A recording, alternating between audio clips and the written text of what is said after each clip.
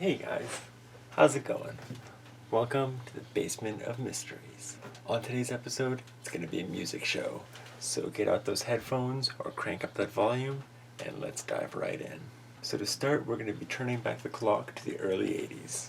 At this time, arcade video game culture was at its peak. Video games were new to everybody, and because of that, there was this intense novelty factor surrounding them. Companies like Midway drew financial success from this by releasing a vast array of Pac-Man themed merchandise, featuring everything from lunchboxes to pocket radios. It wasn't long before a musician would come along and try to capitalize on this success, and that's exactly what happened with the release of the hit single by Buckner and Garcia, Pac-Man Fever.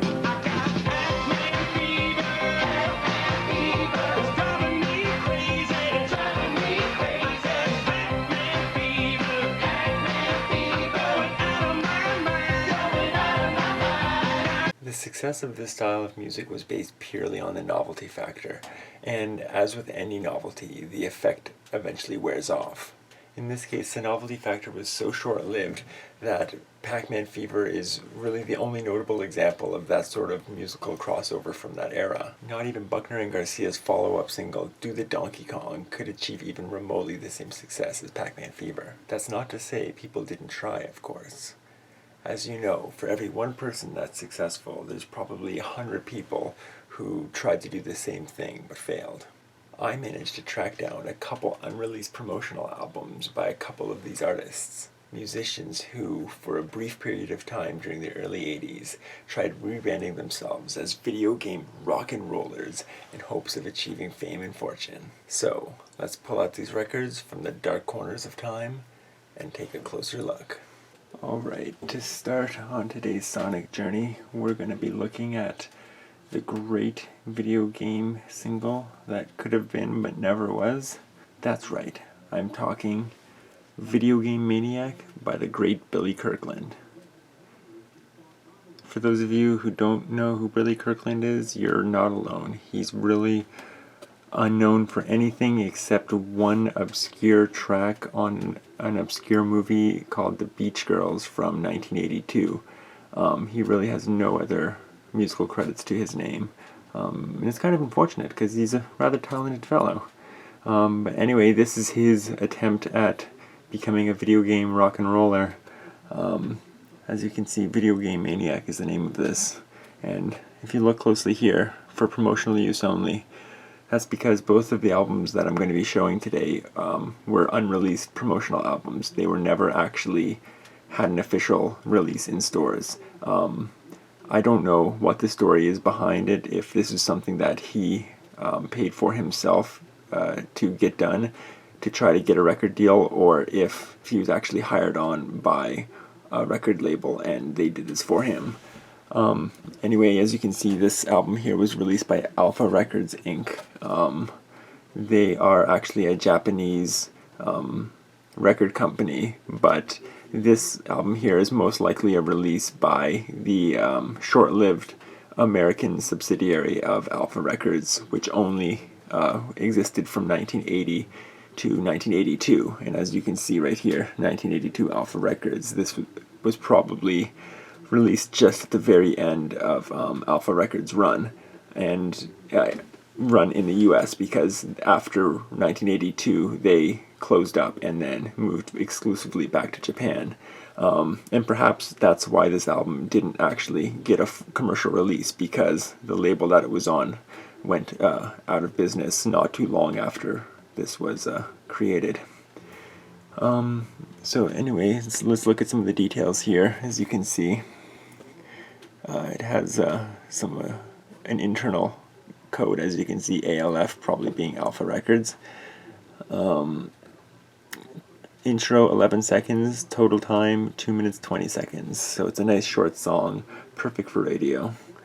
Copyright 1980 music / William Jr. music / Saturn Satellite music.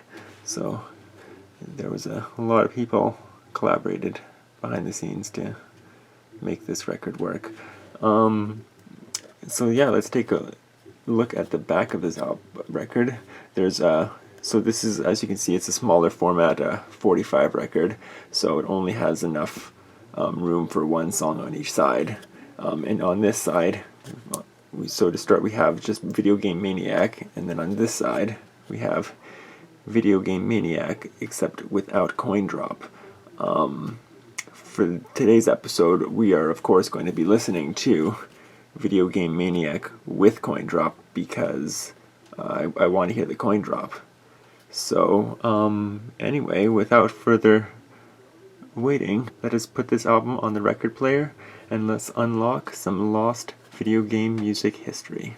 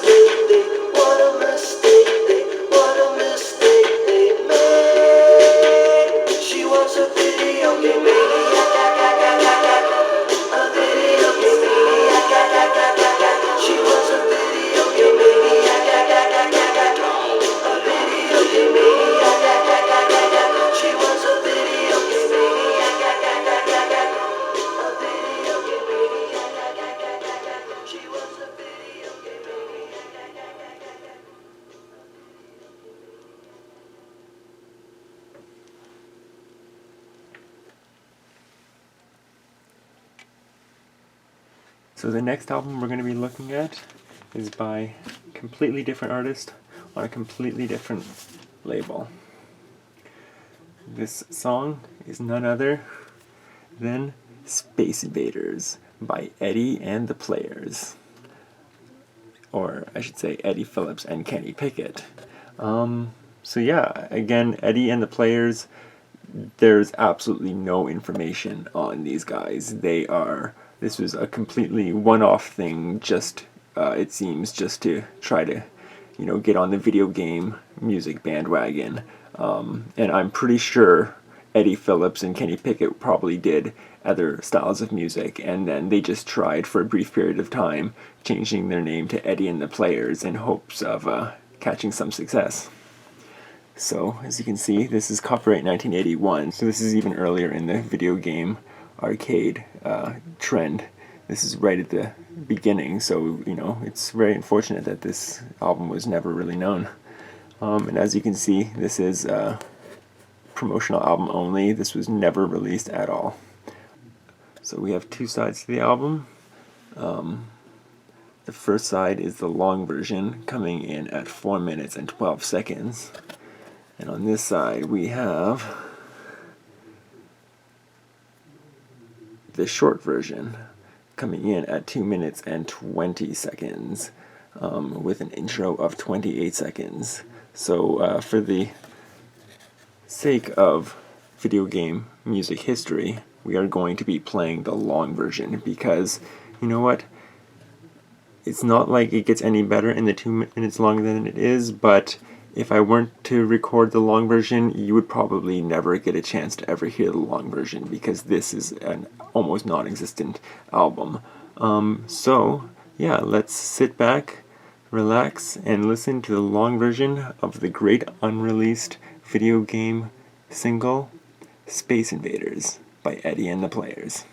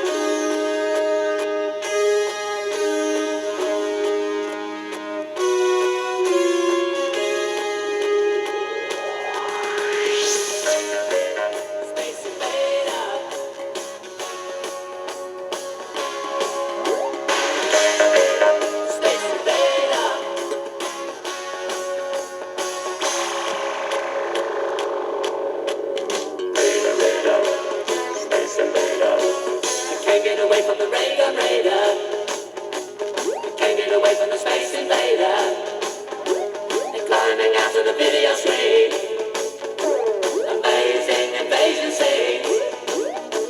Starship bursting all around.